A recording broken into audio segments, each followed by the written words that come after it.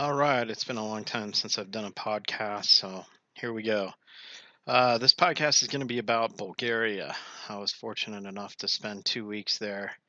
The reason we were trying to adopt a special needs child, and it turned out that that didn't work out, which is a real bummer, and I can go into that another time. But in the midst of all that, even though it was really sad that things didn't quite work out, and a big setback. We got to see a part of the world that not many Americans get to see, and it was, besides the disappointment of the adoption not working out, a pretty good trip. It was kind of bittersweet. Um, but anyway, I'll fill you in a little bit about Bulgaria. The first thing is your money goes really farther if you're curious. Um, Bulgaria is an EU nation, but they're not on the euro and they're not part of, I forget the term, it starts with an S. I won't even try it. They're not part of the standard immigration scheme that a lot of the European countries are part to. So it's a little bit different. That their currency is the lev, and it's pegged to the euro. And roughly, when I was there, I think depending on how you got your money, if you got it out of an ATM, you didn't get a good of a rate because the ATMs would charge you both by giving you a lower rate. Like I think if you went to one of the exchange places and converted dollars over to lev, the exchange rate was like 1.76 levs per dollar. But if you got it through the ATM, it was like 1.65, plus there was a bunch of fees. So I think pretty much most of the ATMs there, the maximum amount of levs you could pull out was like 400. So I'd pull out 400 at a time, and obviously looking over my shoulder a little bit doing it. And I forget what that's equivalent to dollar wise. You can figure out it's like 58 cents or something like that to a lev. And then I'd get hit by a $5 ATM my bank ATM fee plus the lower exchange rate. But it was a way to get money because interestingly enough, the little exchange rates were mostly run by Soros. There was a name like Soros Company, and it was George Soros. So I hit there probably the first day I was there, one of those little exchange rates. Got a good exchange rate, but somehow benefited George Soros, which I wasn't too pleased about. But after that, when I was out in the rest of the country, it was a lot harder to find those exchange places. Like there was one in the big mall in Sofia and one around the touristy area in Sofia. And I think, but other than that, there's ATMs around, even in the smaller towns, or at least the ones I went to. And so you can get your money out there. You just take it straight. Everything's all hooked up global, so it comes straight out of your American account. It's just you get hacked on fees a bit. So if you're going to go to an Eastern European country, I would recommend, although it's a little bit dangerous to have a big wad of cash on you, at least initially, bring some cash so you can go to those exchange places and get a slightly better rate. Save yourself a little bit of money. But anyway, as far as the money goes, man, it's kind of like you're almost getting 2 levs to the dollar, not quite. Plus, everything in levs is basically priced cheaper, like even if it was a dollar. For example, I was eating at 4-star restaurants, not quite 5-star, but really good quality restaurants a lot of the time I was there just because we didn't have a kitchen or anything. And oh my gosh, the food there is just awesome. It's all pretty much organic and really good tasting, both their traditional stuff and just their, standard global foods that are made just out of the local ingredients. Oh, it's just awesome. I ate like a pig and I lost weight still, which was pretty amazing. So that's one thing going for Bulgaria is you can eat really well. The food there was really good. Coming back to the U.S., I made a comment somewhere that basically we're eating corporate bioengineered dog food, and it's kind of like that, a little side tangent. Corporations will feed you as much garbage as you're willing to take. Each time they get a new MBA in that's looking at costs, saying, oh, we can tweak the ingredients just a little bit here. We can get it from this different supplier. The taste doesn't go down all at once, just incrementally over time. you find yourself, after the corporate takeover of the food system 10, 15 years later, eating just tasteless stuff. And just on a side note, I've got a couple minor health issues related to food. And while I was there, I had none of them. It didn't even occur to me. It's like, wow, I'm feeling pretty good. I'm not having this usual issues that I have.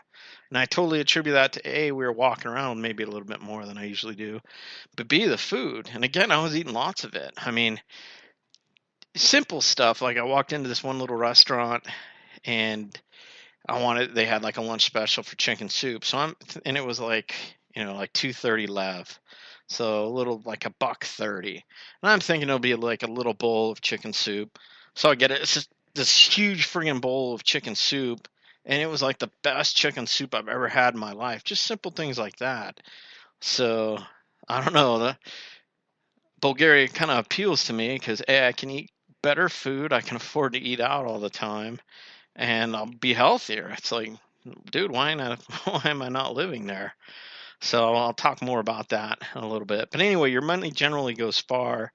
The hotels I stayed in, I rented a hotel for my wife and we also rented a hotel for our adoption rep. And, we're talking pretty nice places. Like we went to basically 3 towns, Sofia, which is the capital, and that's their biggest city. It's got a couple million people living there. And then Plovdiv, which I think is somewhere between 500 or 800,000. It could even be less than that.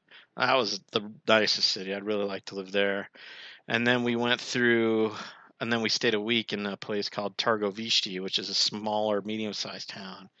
And the hotels and everywhere were pretty nice. Less so in the ones we stayed in Sofia, and that's maybe just because I didn't research as much as I should have.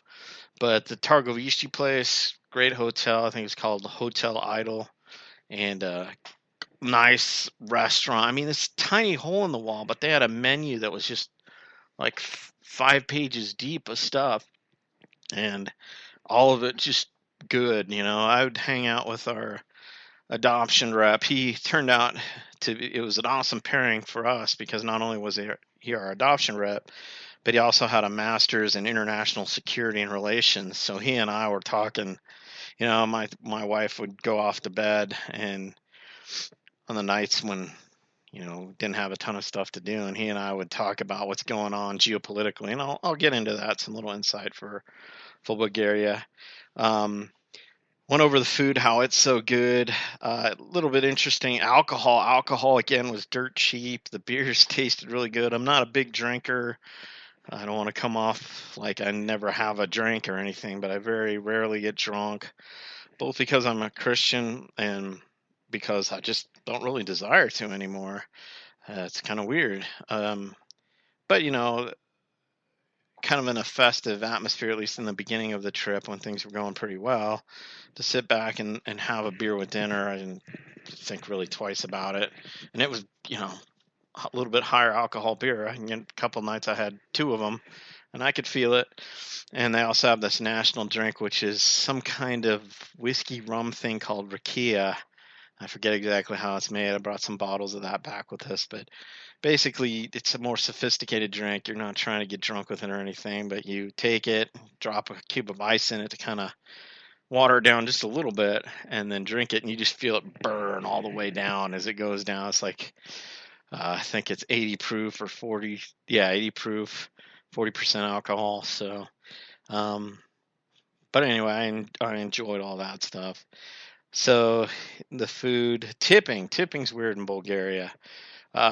Bulgarians don't really tip, and I think there's a lot of animosity towards service workers because your average Bulgarian salary is really low. It's like the poorest country in Europe, and they don't make a lot. You have an engineer or a web application developer, and they're not making that much. And then you have somebody working at the Happy restaurants. There's this chain called Happy, and it's kind of like a minor league Hooters, kind of TGI Fridays, all kind of combined.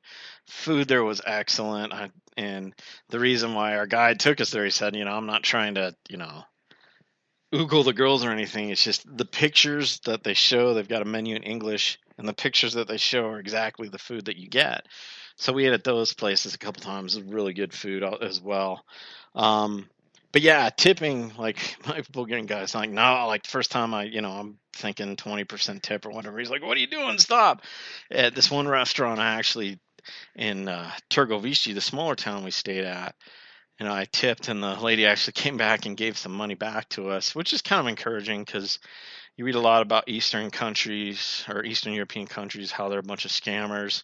And I'm sure towards the eastern coast of Bulgaria, where a lot of British people go to party, and it's like a beach area. A lot of Russian tourists come there during the winter for the ski slopes.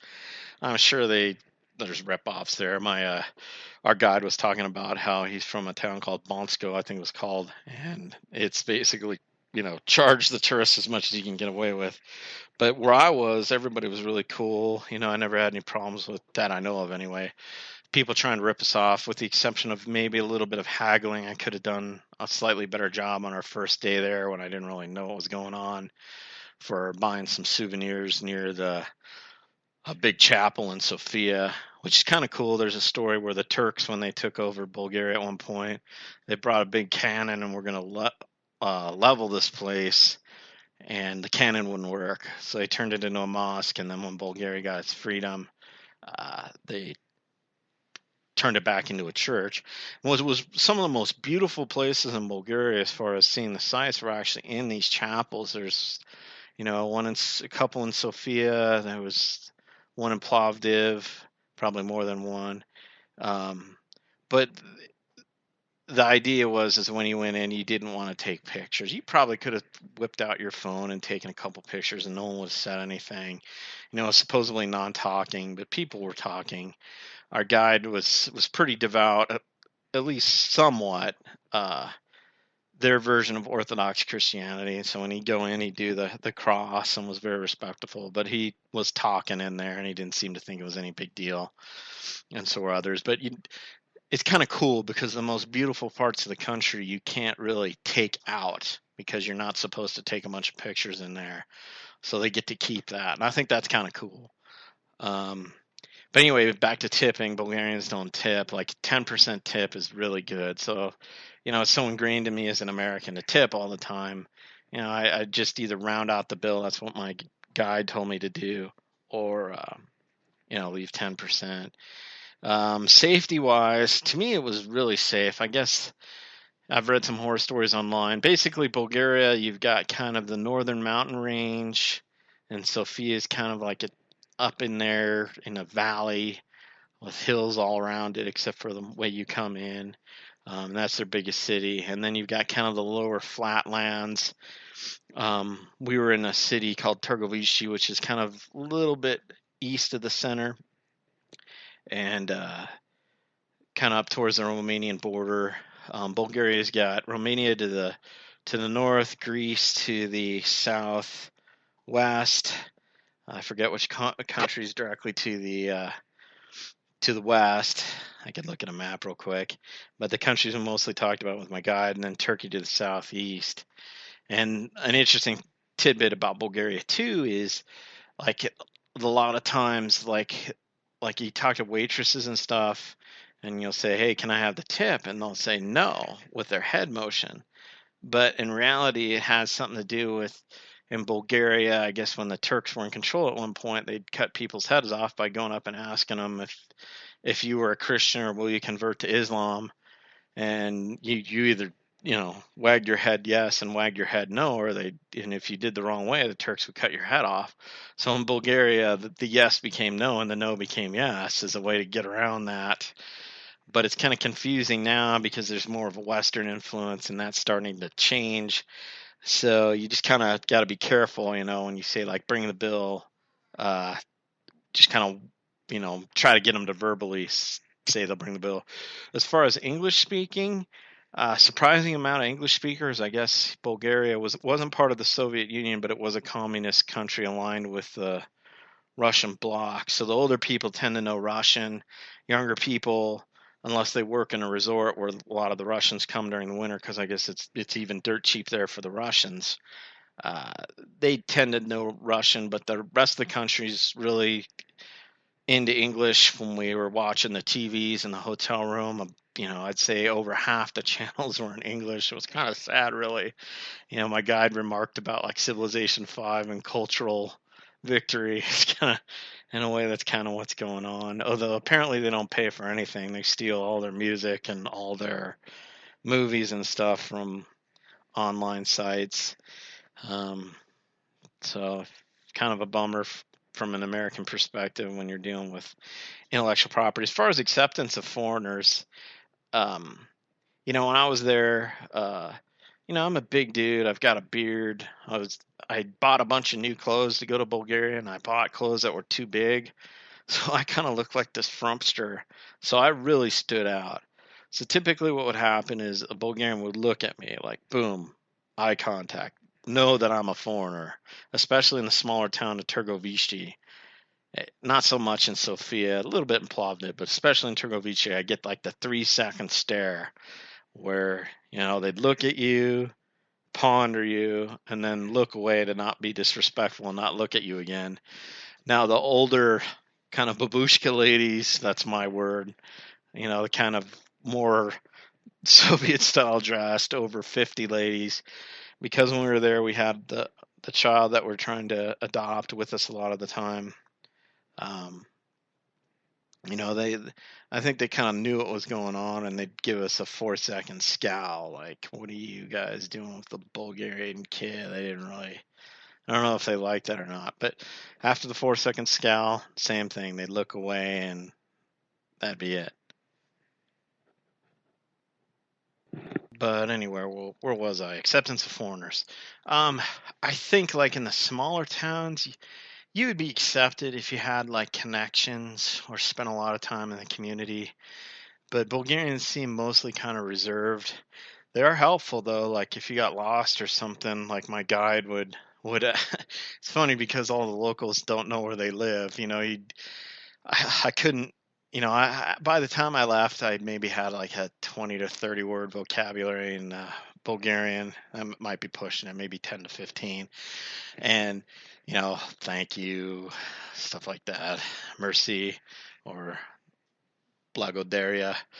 And my accent's horrible. But and it's interesting because Bulgarian, the language, tangent there for a sec, it sounds like Russian spoken as a French person.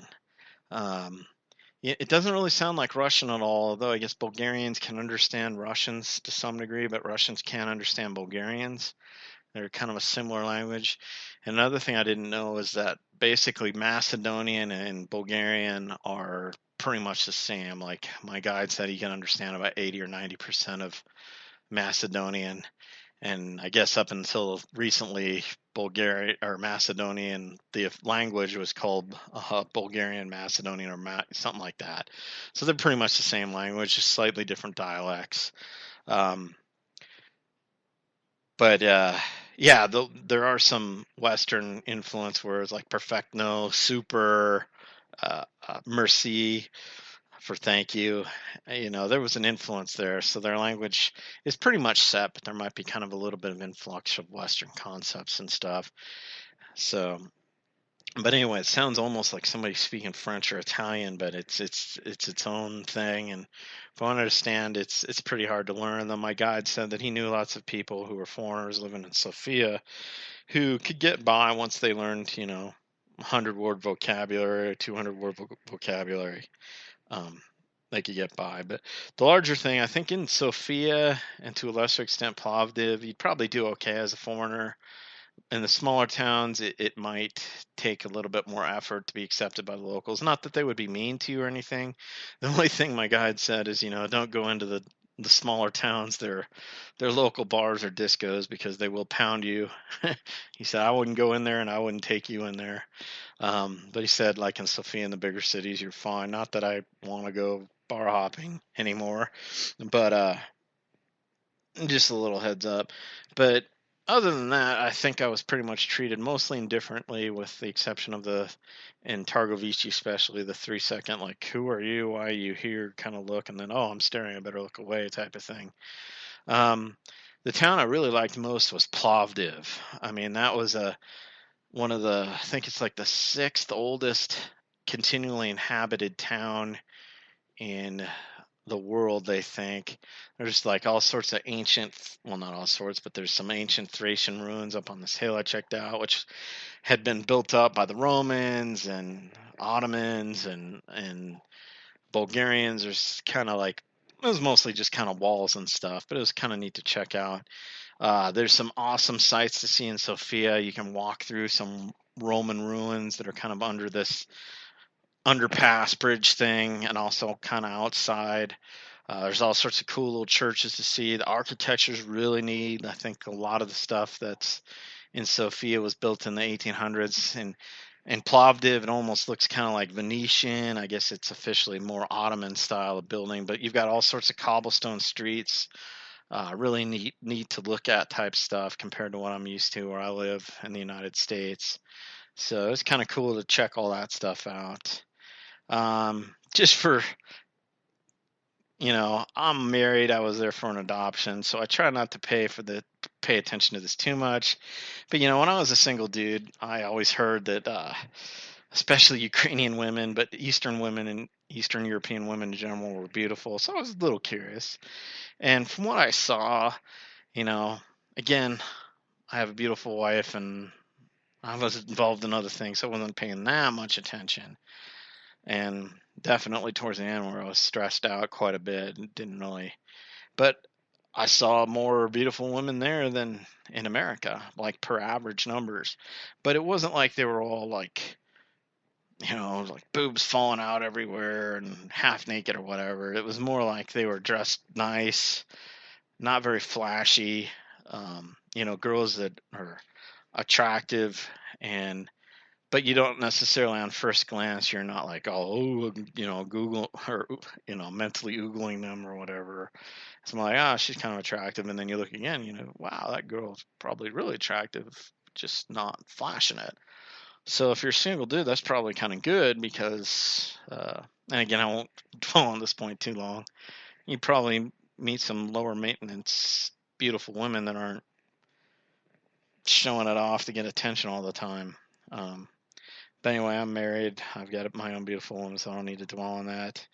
Kind of the sadder part, like driving around, I saw a lot of hitchhikers when we were going from Sofia to Targovishti, and I did notice there were quite a few scantily clad women, and my guide filled me in later. He was like, yeah, those are probably Roma prostitutes. You don't want to pick up hitchhikers here. So it was really bizarre because, it's supposed to be this poor EU country, but in a lot of the towns, even in Targovishti, which is this kind of medium-sized, smaller town, everybody's driving brand new Audis, maybe not brand new, but a couple years old. A lot of people have Mercedes, a lot of young kids that were kind of punks driving around in nice cars. I read some statistics talking about how Bulgarians actually have the highest home ownership in the world. And it's weird. Like, this is maybe one good thing that their socialist/communist regime did is they built just these giant like apartment complexes. They're just everywhere. They're everywhere in Sofia. They were everywhere around Targovishti. I spent most of my time in Plovdiv, in Old Town Plovdiv, but I'm sure in the surrounding areas they're all over the place. And basically, they just built homes for people. And on the outside, they're pretty friggin' ugly. People try to spice them up. They'll hang like little flags and flowers and stuff outside of each of the rooms. But inside, from what I could tell, people said they're pretty nice. Like usually they might only have one bathroom, but they're 2 or 3 bedrooms, pretty spacious. And people do a lot of neat things with them. And, it's people own them. They like own that little apartment. So, and then the food, pretty much on every corner there's a little cafe, a restaurant or something. The food's good. So apparently I'm not the only one who likes eating Bulgarian food. The Bulgarians like to eat it. So here they are, this poor country, but yet that I could tell, a lot of people have a working ride. It didn't look like people were really wanting too much for anything. The family, and I'll talk about that in a sec, looked pretty strong. people own their own homes at a way higher rate than America, even though maybe they're not as luxurious and the square footage is smaller. So, you mean, how are we figuring out wealth here? As far as the family unit goes, from what I could tell, even on Sophia walking around, there were all sorts of little parks and stuff. My wife and I, the first day we decided to go to the mall, and I was totally clueless and picked the wrong direction. And we ended up walking miles, and the humidity there was just horrible compared to what we're used to. We're from the high desert of Arizona, where we have a little bit of humidity now because it's monsoon season, but normally we don't have hardly any. So we were walking around like 85, 90 degree weather and 80, 90% humidity. We were dying, but I guess that's the hot months of the hottest month in Bulgaria. Um, but yeah, we went the wrong way. But even then, we got to explore and foot a little bit. And there was all sorts of little cafes, all sorts of little parks and greenery areas. Um, cool architecture again, pretty neat. And Targovishte was cool because kind of like in Midwestern cities, they're developed around community where you've got like a big city square where there's kids running around, not really supervised. There's people of all ages. There's teenagers running around. There's young singles running around. There's old people running around. Everybody's people watching, eating, hanging out. And you see a little bit of that in the U.S. in the older towns, but more of the corporate towns, like I'm out in the Southwest, I don't really see those like city centers anymore. And I think that's kind of a shame because it fosters like a sense of community and driving. And what's one little detail about, again, the poverty rate, they've got this Roma minority, which we call gypsies, I guess. You're not supposed to use that term, though, even though, according to my guide, the gypsies call themselves gypsies and everyone else does. But I'll just call them Roma, so I'm not offending anybody. Um, I guess they're the poorest minority, and they're kind of, for whatever socioeconomic reasons, involved in the drugs and the prostitution, maybe a little bit more than the normal population is. Though I'm sure there's, you know, the normal population, the Bulgarian people that aren't Roma are.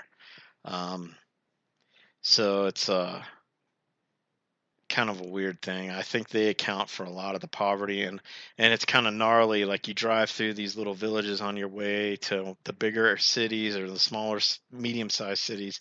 And there's just all sorts of depopulation going on. You see these immaculate kind of Roman-style big square brick block buildings that would be really cool houses just kind of crumbling to the ground because I guess I was reading some statistic like 124 cities, like just essentially, or towns, just basically got abandoned in Bulgaria recently just because all the population, there's no opportunities out in the countryside.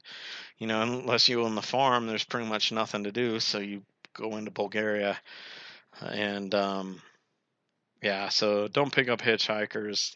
They're poor, but they didn't seem that poor to me. Also, just an interesting side note, Bulgarians, I think if you work for one company with and you have a single income, you don't have to file a tax return.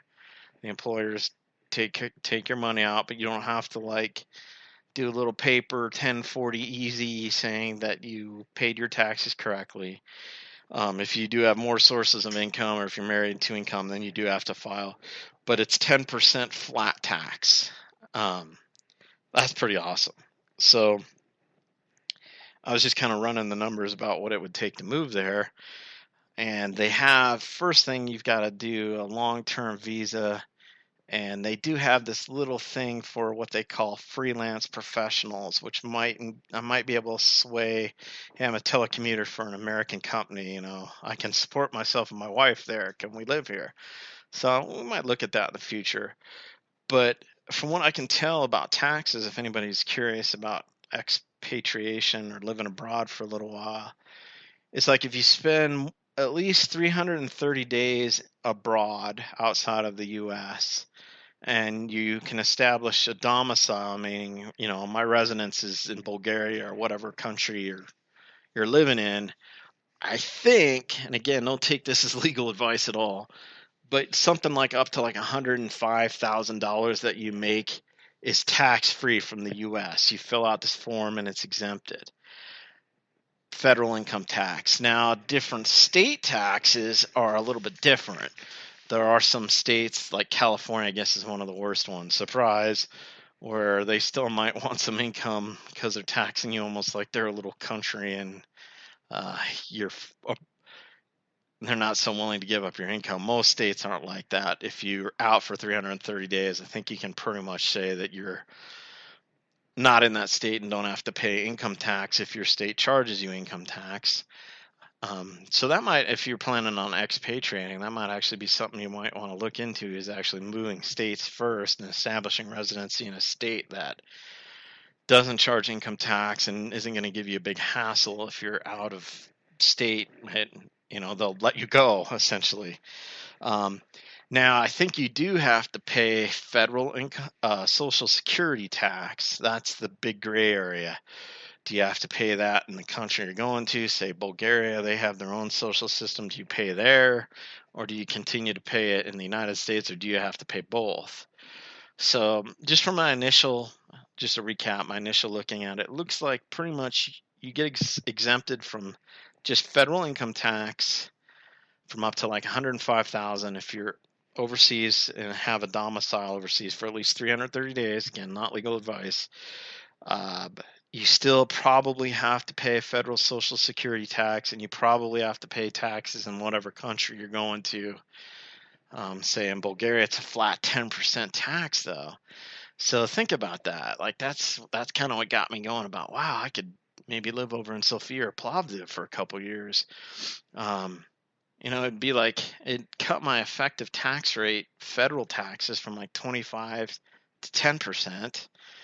So that's like a 15% boost in income for doing nothing. Plus other nickel and dime fees aren't around. Plus your income, like I said, with food and rent. Like I was looking at apartments in Sofia, and I was looking on a site where they're giving you pretty much the Western prices. There is a little bit of dual pricing, I think, going on. But even with that, you can get a nice apartment in Sofia in one of the better areas. Maybe not the best area. Those do get pricey, but a nice area where there's bus systems and stuff like that nearby, restaurants, all that, supermarket within walking distance. And you probably do it for probably about the equivalent of $550 a month for a 2-bedroom. Some of them even a little more than two, maybe a 3-bedroom. And a lot of them I was looking, well, not a lot of them, but some of them in that price range I was looking at, it's like 100 square meters, which is pretty good sized. So, depending on if you have a big family or if it's just you or if it's your wife, I was looking at nice studios and stuff for like 200 euros, say, $250. Um, that's go there, eat like a king, pay less taxes, have an adventure for a couple years, then either go somewhere else or come back. And you can take all that money while you're eating well, living kind of like a king, and squirrel it away. And another tip I found out, again, just this isn't legal advice, but there's a site called xe.com, which is a day trading currency site. So one of the workarounds as far as like doing currency swaps and having a Bulgarian or another country bank account and transferring money from a US account to a Bulgarian account, I guess it's kind of a hassle. You just go to this xe.com site, do some currency trading, and then once you say, all right, I want to buy, 5,000 lev, you pay for that with USDs out of your American account online, and then you pay the 5,000 levs to your Bulgarian account. And you get a much more competitive rate since it's kind of this day trading site.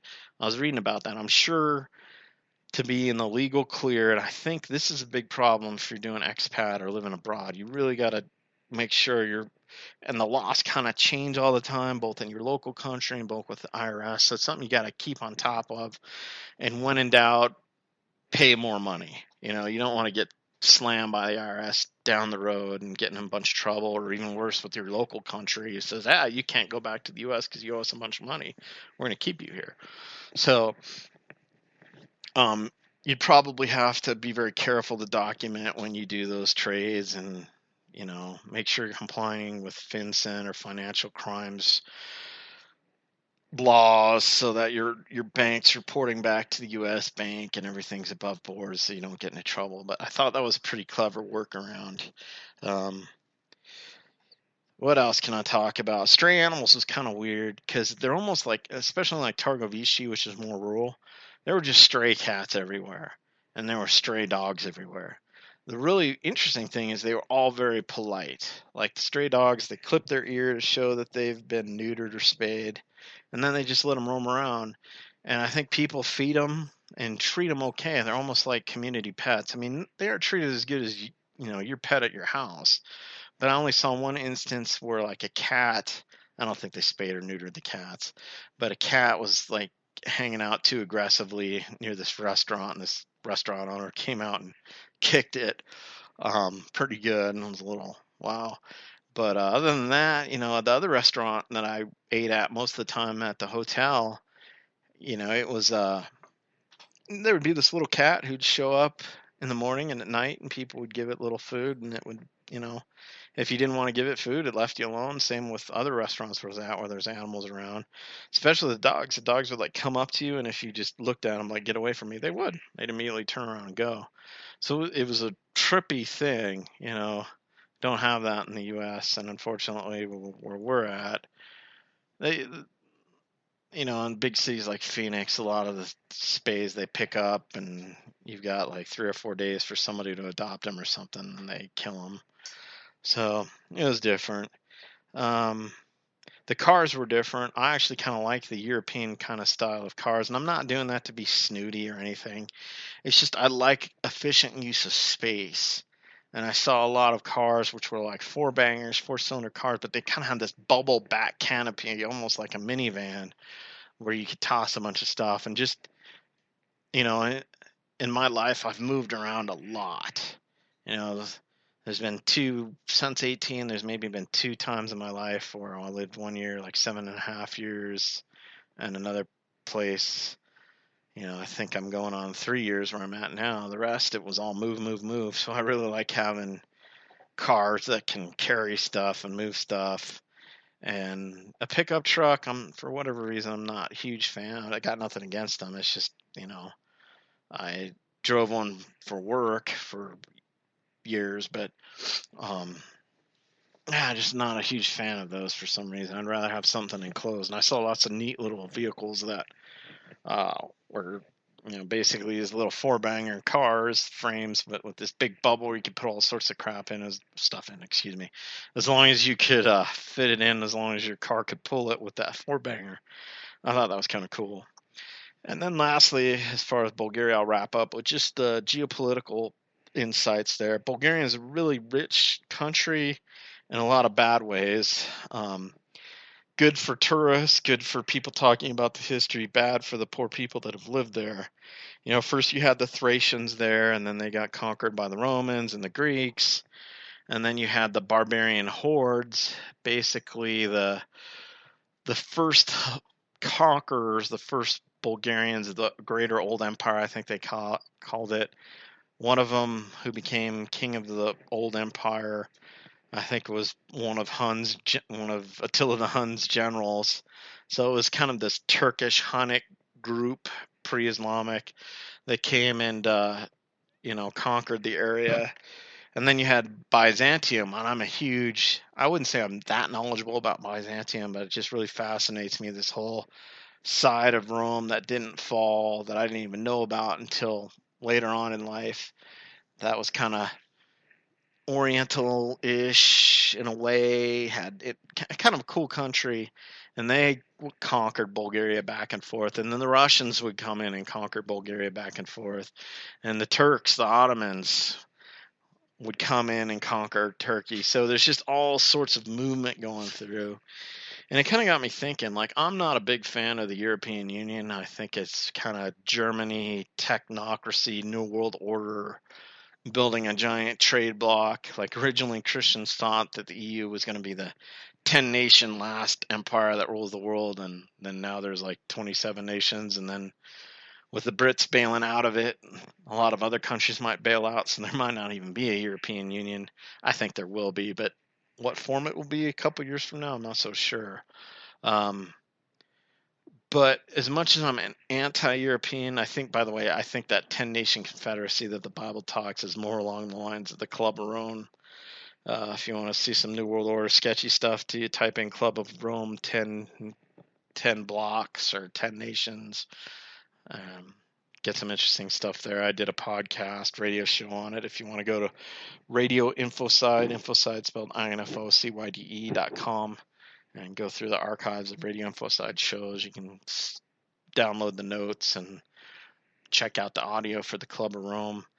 But one thing that was pretty clear is I was looking at Bulgaria geopolitically. You've got all these neighbors. You've got Russia a little bit farther away. That's this major power. You even have Iran that's not that far away. Syria is only 2 countries away, and they got all those problems there. You've got a history of the Ottomans and even the fellow Serbs. That's what was on the other side. It was like Serbia, I believe. Going back and forth. That's one of the reasons why Plovdiv wasn't their capital. They decided to make the capital Sofia because it was closer towards Serbia, and they didn't want the great empires to go through a war cycle and then just cut off a big chunk of land and hand it to the Serbs somehow. The Bulgarians have been pretty bad about picking which side they're going to be on in wars. They sat up with the Germans twice. I don't think it was so much for ideological reasons as it was, they hoped that the Germans might, be successful enough to where they gave a bunch of land back to the Bulgarians that other people had carved off. And it was interesting, our guide, one of his proudest moments talking about history, and like I said, he was a master in international security, but his BA was like ancient history. So he's just a really cool dude to hang out with while we were there. And, we had our own kind of tour guide. That wasn't what he was, but functionally, when he was showing us around all these sites, he could give us really in-depth details. It was really cool. Great guy. His name was Yvonne. What was I going to say? I totally lost my thought. Oh, well. But anyway, there's all these rich layers of history. But you look at it geopolitically, Bulgaria has Arizona in the United States is not a very populous state, and it's not even that big of a state. And looking at it compared to Bulgaria, it's, I think, almost twice as big as Bulgaria. It didn't really seem like that because we drove around a pretty good chunk of the country, and it seemed comparable. And the population's greater in Arizona than in Bulgaria. So you have this country that's smacked between, with a history of Russian invasions, Turkish invasions, Greek incursions, Serbian incursions. They can't really stand on their own. So even though I'm anti the German technocratic New World Order type of EU, countries like Bulgaria and all these other countries that are always historically have always been conquering each other, fighting each other. If they want any kind of peace and stability, they have to have some kind of union. I'm not saying necessarily as big as the European Union, but something like a Balkan union or some kind of looser confederacy than maybe the European Union is, or definitely not how the United States is. They're just too culturally different, all the little spots to get along kind of like we do. But they have to have some kind of mutual defense thing. I was totally against the European Union having an army, and I still kind of am. But at the same time, I think the Bulgarians have this impression that America is going to come in and save them if the Russians invade.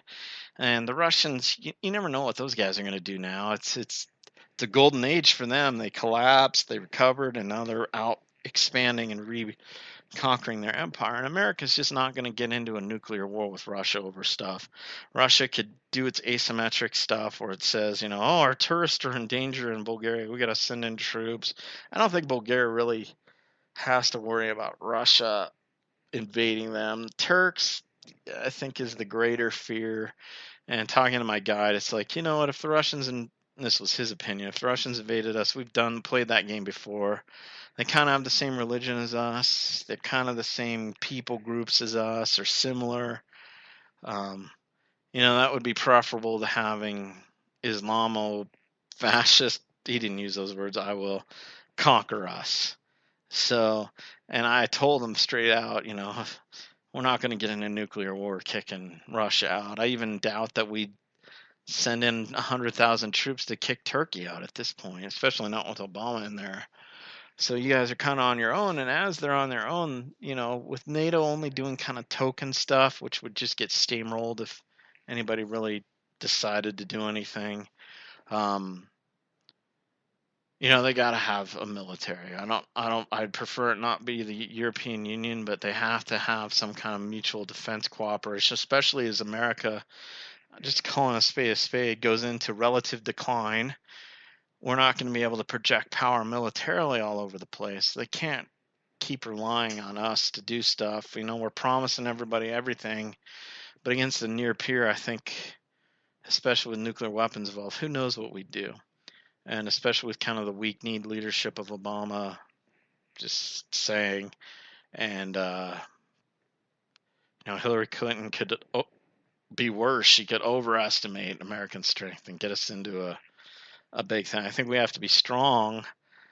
Like I heard one foreign policy analyst say, well, when are we going to risk getting into a nuclear war? After they take Ukraine, after they take Estonia, after they take Latvia, after the Russians take Finland? When are we going to draw the line?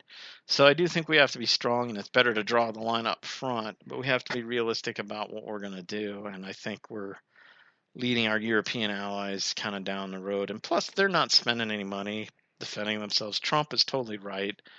NATO countries are totally skating on our defense budget. In some ways, that's good because they have a history of being militarily aggressive powers. So by us providing security for them, it's better than them getting their own militaries up to snuff and getting aggressive. And interestingly enough, if you look at the military industrial complexes like Italy, Germany, all these countries don't have big militaries, but they're keeping their industrial capacity where they have the technology, they have the industrial capacity to spin up a war machine fairly rapidly. I think they're secretly just kind of waiting for America to play ourselves out, and then they'll rise up and do their thing, which is frightening. But I think some of them are playing the long game there, and we're being dumb because we know that they're dangerous and we'd rather provide security, but we're going broke, so we can't do it anymore. So they've got to do it. So that needs to happen over there. So yeah, and then the last thing is bureaucracies. It sucked when I came back. Just doing, in Germany, when you get off the plane, we had a layover there, so we had to spend the night there. You get off the plane, there's one exit you go to if you want to declare anything from customs, and there's another exit that you just walk out of the airport if you don't want to declare anything. Germany, the heart of technocratic bureaucracies and over micromanagement in some ways, even there it's like nothing. In America, you get off, you got to go through a sheep line, the little back and forth lines, and then fill out a little kiosk thing where you say, no, I'm not bringing any vegetables back, and no, I don't have any livestock, blah, blah, blah. There's like 6 questions, and then you got to take a picture, and it just seemed kind of overdone and lame. And then you've got to, for our flight, we had to, grab our luggage because we were in Denver and then fly to Arizona, so the luggage just comes out of the TSA area. You have to get your luggage, check it in, and then go through TSA security again. It's kind of a pain. it's not unbearable, but just kind of a pain. Other countries seem to be a little bit more lax. Like in Bulgaria, I guess they on the screens they show everybody taking off their shoes and belts, but I saw Bulgarians. I didn't take off my shoes there, and I went through just fine. So the rest of the Bulgarians, most of the TSA people I've dealt with at airports have been pretty nice, so I'm not going to get on them too much. I think it is kind of security theater. But another thing too is when I got home, I did my taxes last year. I was honest about something. I have this health savings account. We paid $2,000 out of that. Ended up for something that we didn't use. So they reimbursed the $2,000, but when they reimbursed the $2,000, they just cut us a check. And so I deposited it in my regular bank account. So technically I have to pay taxes and what a penalty on that. And so I was honest about that. I didn't have the receipts and stuff, but I put on my taxes, okay, I did take this $2,000 out, go ahead and tax me on it. That's legit. And whatever reason, I think that triggered some kind of audit on my past HSA savings. So they came at me for the year before and declared that all my HSA savings was income and I had to pay taxes on it plus a big penalty for early withdrawal, blah, blah, blah, blah, blah. And I had this limited time to respond. And of course, I was gone during that time. So I came back and had to deal with that. It was just kind of like, here we are in the land of the free, home of the brave, and this dealing with all this crud that in these other communist countries it seems like they're more loose on is kind of a bummer. They're like, welcome back to America, and um and then just eating the food, like going to the grocery store afterwards after being back, it was really depressing. I mean, the food here sucks, dude. Pardon my Californianism. It sucks. I mean, their food, they don't have to put organic labels on it because the default is organic, And like I said, I have health issues, and sure enough, a day or two after being back, boom, there they were. They're minor things, but I didn't even have those in Bulgaria. I didn't have to worry about them, or at least worry about them as much. Maybe I should have worried about them, but I didn't. And maybe that was God blessing me a little bit just so I can enjoy the trip a little bit more, so my wife can enjoy the trip a little bit more. But I don't know. It's just kind of like I'm back. I'm not feeling as good. The food here sucks. I'm dealing with the IRS. It just kind of looked a little grayer. And when I was single before I married my wife, I always wanted to live overseas. Not because I'm like want to wear this black turtleneck shirt and wear a beret and think I'm all high and mighty because I've lived with Europeans and I have more of a European centric view of the world. Not like that. Just for me, I think ever since I've been a little kid, it's like hiking over the next hill and kind of hoping that what's on the other side of the hill is different, interesting. And when my wife and I were in Sofia, I mean, it was a really hard trip because the primary reason we went didn't happen, and that there's so much emotional capital invested in that. I'm actually pretty calm about it. Normally, I'm not. All the money, all the good people that helped us along the way. By the way, there's an adoption agency in Bulgaria called MORE. If ever you're doing like a foreign adoption, use them. They're awesome. Really good people. Not the cheapest, but also way not the most expensive. They're all about matching kids up with people that'll take good care of them and making sure it's a good match. And they really helped us out a lot while we're there. And I'm sure it was disappointing that the match didn't work out, but they were really gracious about it. Like the reasons why it didn't work out, everybody fully understood. I won't go into that here. That's too personal, but it was a big bummer. But besides that, it was this weird thing because before we got into the adoption stuff, we arrived a couple days early. I wanted to make sure we had a couple days lead time in case our planes got canceled or something like that.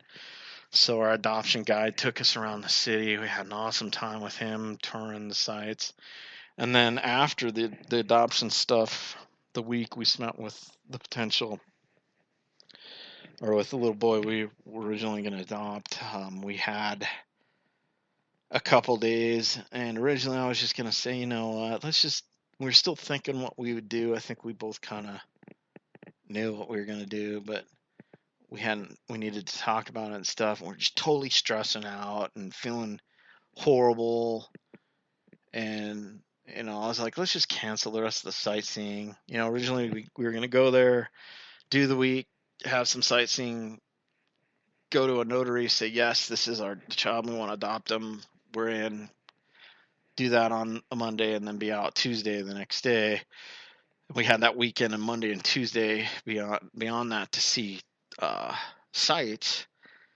And I was going to cancel that, and Sarah said, no, let's go to Plovdiv. And, we're both so stressed out. Sarah's my wife. Let's try to take our mind off of it a little bit. I mean, we did come all this way.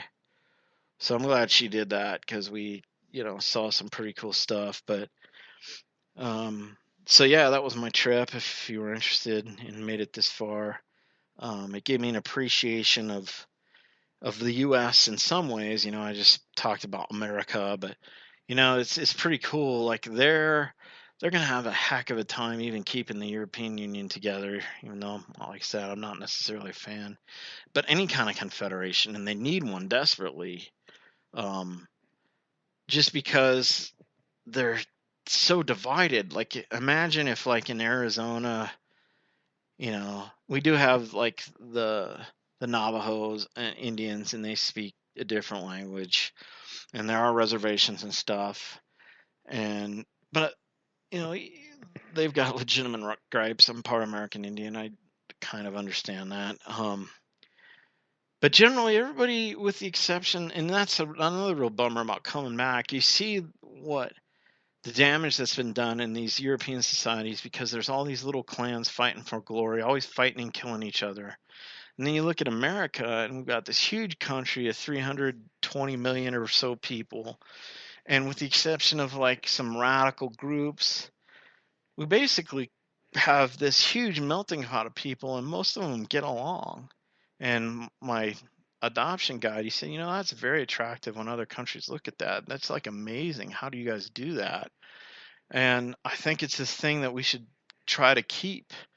And it really disappoints me. I'm not saying that, there isn't police brutality against certain ethnic groups or whatever, though I think most of the police are good, and oh, I won't get into all that. I think under Obama, ethnic relations have taken a couple steps back, and that's just really disappointing. And I think I'd like to see that start going back the other direction, because that is really a unique feature of America, and it helps us stay together as a country. And you already see kind of the roots being laid for what happens when this country goes bankrupt, which mathematically it will. I mean, we don't see any will in DC to stop giving money out to fellow cronies and bankrupting the American taxpayer in the process. I mean, just, debt's 20 trillion, then the debt's 30 trillion, then the debt's 50 trillion, then the debt's 60 trillion. I mean, eventually there's going to have to be some kind of give. It's like having a credit card. You can't run up an infinity of debt on your credit card. It just doesn't work that way. And so, I don't know what's going to happen to the country then. We could kind of look at Europe, the former Soviet Union, as a model where they had their transition time, which was brutal for like 20 years or so, and now they're kind of, everybody's getting back on their feet.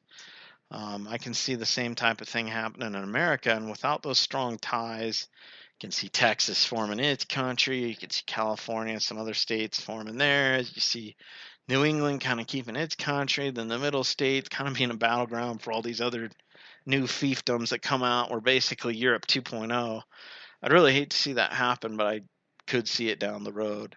And so I think it's important that we really hang on to our American identity and try not to let idiots like our misguided president and some other policymakers really focus on things that divide us as a people, as Americans, because I think that's worth hanging on to. And also, take a look at Bulgaria, 10% flat tax. I mean, we can do radical things. It's just we got to get rid of all the corruption in government. We've got to shrink government down to a size that's manageable.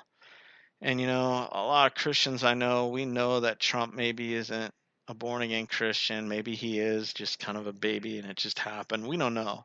But we do believe from what we see that God is using Trump. The fact that the powers that be are just throwing everything at him to try to stop him, and he just wades right through it, is a sign to at least some of us that we interpret, maybe incorrectly, that God's using Trump, that all these people that have been praying for America, maybe this is a guy that God's going to use, not as a Messiah figure, but just a guy that comes in and maybe doesn't do everything that he promised, but kind of stops or slows down the fragmentation of America, fights back against the globalists, which are, I think, purposely kind of either trying to destroy or weaken our country so it can be integrated back into that Club of Rome 10 region system. And I really, Trump could get in, flip, and totally be something worse than any of us imagined. It's a risk. But I'm hoping that maybe he could turn things around for America, because it's a bummer to see us in decline. And I really hope that the Eastern Europeans, I don't think America should be over there necessarily defending them against Russian encroachment. I think they should be defending themselves with the help of greater Europe, France, Germany, and all them. I think that's their job if they want to be some kind of union, a big block, a power, rather than a bunch of little fiefdoms fighting each other all the time. They're easy pickings for the greater powers in the area. Um, you know, but it really does bum me out that you had all these people in Eastern European countries that are experiencing freedom for the first time in a long time. And, there's this entrepreneurial spirit. I mean, they all got their problems because they're coming. Just because communism died doesn't mean the people behind the levers of power necessarily changed. They just put on a different suit, they're still the same dudes. But there's optimism there and potential for great things, and I kind of hate to see them at risk for that.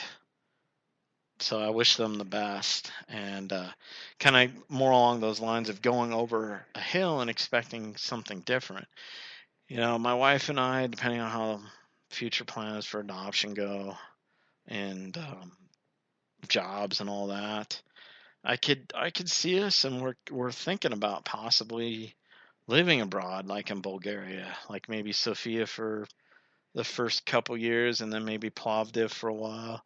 I mean, if I can work that, or I can keep my job because I work remote, um, I could give myself, like a 10 or 15%, let's say 20% pay raise just by moving somewhere else. And it would be challenging. It would be different learning the language. I'd never be good at it, but maybe I can learn enough to get along. Um, it would be not problem free. I'm not naive. It would be changing one set of problems for a different set of problems. But it would be an adventure. It would be like going over a hill and seeing a whole different thing, you know. And that's very appealing to me, especially, I'm on Twitter and social media just 24/7, or not 24/7, but basically most of my waking hours, checking here and there and all that. Learning about the corruption of the world, especially in America, trying to wake people up about it my own little way. And, eventually I'm going to burn out on that. I'm not a psycho, at least I don't think I am. I can't like stick my head in the sewer all day long about all the evils that are going on in the world. And yeah, I just can't do that forever. So, it'd be cool to go to Bulgaria, maybe do some church stuff or church planning. I don't know. That might be an interesting thing. Living overseas for a while. I don't think it would be permanent with us. But it's something I'm considering. I'd have probably cut down on all the social media stuff if I did that. Because I'm outside of America. It's a little less. Bulgaria ranks pretty high on freedom. But, you're in an area that's, I'd just try to keep a lower profile as far as critiquing other countries and whatnot. So anyway, there's just a little recap of some of the things. If you haven't been abroad, again, I'm not saying this because I think I'm like some well-traveled person now, or think that you need to make what I used to call the annual white man's pilgrimage to Europe. You're this yuppie college student from a privileged background. You graduate college, you go to Europe and backpack travel, and then you come back and work, and then you get sick of working and you go to get your graduate degree, and then you do whatever those types of people do. I'm not like that. I used to laugh at that, but the idea of I don't know, just going out and checking some other areas of the world kind of changed. Like, it changed my perspective on not becoming a fan of the EU, but hoping the Europeans would get some kind of thing together, even though it would be a competitor to the United States of America. Just for the people that live there and their well-being, they need to have some kind of coalition. Otherwise, it's bad. And it's a little disappointing, man. I come back and I'm talking to my friends about, yeah, we're thinking about maybe going over there and living in a couple of years. Well, I'd never leave the United States, especially not Arizona. I mean, I have one of my best friends was saying that. I mean, he's a former Marine, diehard patriot. I get it. But, it's like, dude, I'm not giving up my citizenship. I'm not, spitting on the flag as I go. I'm just talking about, checking out another area of the world for maybe a couple years. And other good things, maybe we'll have a kid by then and I can put him in some pretty decent schools. The cost of tuition in European schools, like my friend was telling me, or our guide there, I consider a friend now. He got his master's for like 5,000 lev. That's like, I don't know, $2,800. Think about that. Or you could go to, even decent public schools here. You're gonna spend that in like a quarter a semester, and there you do the whole thing for tuition anyway.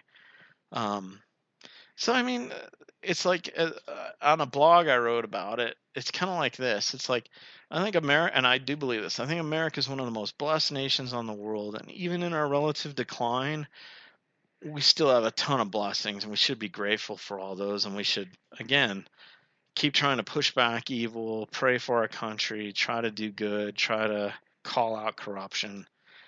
But in the New World Order, in this global techno age, especially someone like myself who's a web programmer guy, who as long as I have a data pipe, I pretty much can work from anywhere. I might be able to maximize my existence to a whole nother level by living somewhere else than where I'm at. And it doesn't mean I'm less patriotic, it just means I'm smart. Maybe a little self-centered, I don't know. But if I can do things and be successful,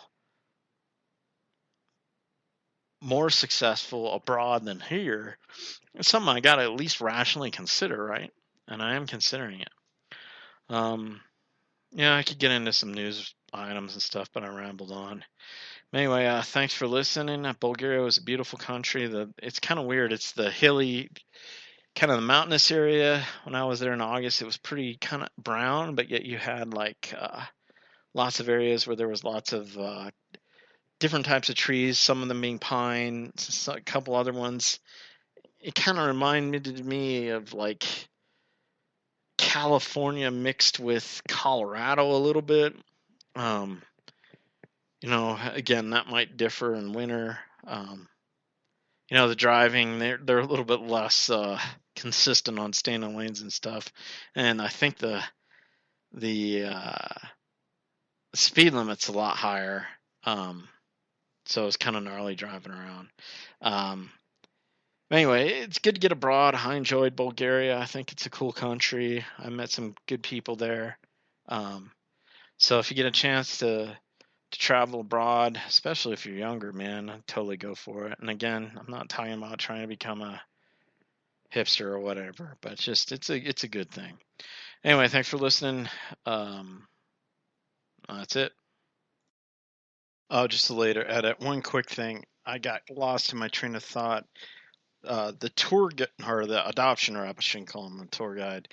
One of his proudest moments, and I think this is worthy for noting, when he was giving us a tour of Sofia, there was this one monument, and the monument was how during World War II, so the politicians in Bulgaria, mainly in Sofia, decided that they weren't going to comply with their Axis allies, mainly Germany's request to hand over the Jewish population, which would mean certain death for them. So instead, they decided early on that they weren't going to do that, and they successfully, all through the war, came up with all sorts of excuses. Oh, the train track can't be completed. That will take the Jews to Germany, or there's other delays. And they just kept stalling and stalling and stalling until the war was over, and the Jewish population was saved in Bulgaria. And that was one of our adoption rep, Ivan, as he gave us a tour of Sofia, and when he hit that memorial, you could tell he was pretty proud of that. But he did, as a historian, make note that it wasn't a perfect thing, because as Bulgarian forces were out fighting with the Axis powers and other countries, Bulgarian forces were complicit in the rounding up of Jewish people and sending them to concentration camps. So it was a mixed bag, but at least for within the borders of Bulgaria, even though Bulgaria sided with the wrong side in World War II, they did a very civilized thing and stood up for the Jewish population and kept them alive. And that's worth noting. And I left that out, so I came back and re-edited, and now I'm adding it back in. So anyway, now this is it. Have a good one.